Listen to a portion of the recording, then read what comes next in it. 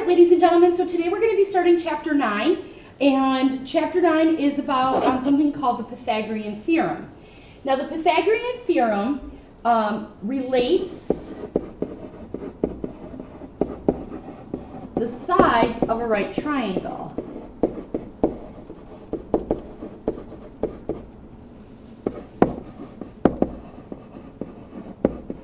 Okay, and we all know that in a right triangle we have to have a right angle. So what it does is it talks about these two parts called the legs and the hypotenuse. The legs make the right angle,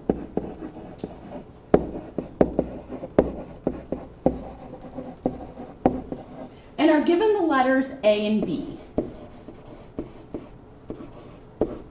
So over here in your diagram, I want you to label these are your legs. Right? Notice they're perpendicular to each other, which is why they've made that beautiful right angle. The other side is called the hypotenuse, which is one of my favorite math words to say, but it is the longest side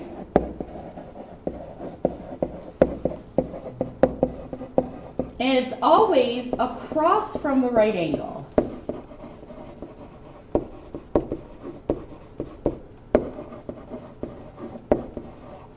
And it's given the letter C. So we're going to label this is the hypotenuse. And we abbreviate it a lot of times, HYP. Right? If we added a little E there, it could be height, but we're not going to do that. So the formula, how does it relate them? Well, it says if you take the two legs and square them, so A squared and B squared. If you add those together, so the sum, it will give you, it's equal to the hypotenuse squared. Right, so a lot of you have heard this formula before, A squared plus B squared equals C squared.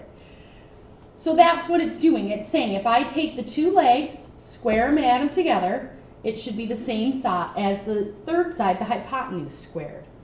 So we're going to go through and we're going to kind of practice some of that today. So just like when we did our area, volume, surface area type formulas, if you're using a formula, you need to start by writing that down. So we're going to have A squared plus B squared equals C squared. Okay? Side A is always across from angle A. So this is going to be your A, this is your B, and C is what we're looking for.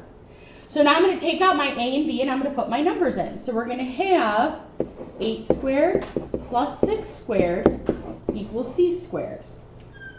All right, well now let's do some of that math. So 8 squared we know is 64. If you're not sure, you calculate that on your calculator. 3rd squared is 36. That's C squared. Add those together and we get 100. Well, remember when we got the 64 and the 36, we're really saying, okay, well what times itself, or 8 times itself was 64. So to figure out what C is, if possible, I'm going to look at this number and say, is there anything that I could multiply by itself that gave me 100? And the answer would be 10. So 10 is side C. Okay, let's see what else we got. So let's try this one over here. So now, so here we have across from A is 7, across from B is 3, so that's A and B, we're looking for C. We're going to start with our formula, and we're going to have 7 squared plus 3 squared equals C squared. All right, well, I can do this math. 7 squared is 49. 3 squared is 9. I'm going to add those together to get 58. But there isn't anything that I can multiply by itself to give me 58. Okay, so we're going to stop right there because I can't go further. We're going to eventually learn how to do that, but for right now, we're just going to stop. So I'm going to ask you guys to try, I gave you 4 problems to try on your own. So I'm going to have you try them, pause the video, and then you can come back and check your answers. Okay, so let's see how we did. So in number 3, your A is 4 and your B is 3. So when I put them in, I got 16 plus 9, which gave me 25. And I know that 5 times 5 gave me 25, so I was able to say that C was equal to 5. In number 4, your A was 11, B was 8, so I filled them in. 8 squared plus 11 squared equals C squared. 64 and 121 gives me 185. There is no number that I can multiply by itself to get 185, so then I just stop right there. For number 5, we had our A was 11, our B was 8. So pretty much just kind of the reverse of number 5. So again, we end up with 185 equals C squared. So we're trying to show you it really doesn't matter which one is A and which one is B because of the commutative property. Number 6, we have 9 squared plus 1 squared equals C squared, which gave me 81 and 1, which was 82. And I can't simplify that anymore because there is nothing that multiplies by itself to give me 82.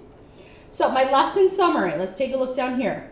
So given a right triangle and the size, it's called the hypotenuse. Then this right here is the biggest thing. We have to know that the Pythagorean theorem, and for those of you that took the state test, you probably saw that on there, even though it's something that we teach after that test. But A squared plus B squared equals C squared. Know it, love it, live it. All right, guys, I will see you in class on Tuesday. Any questions, bring them with you.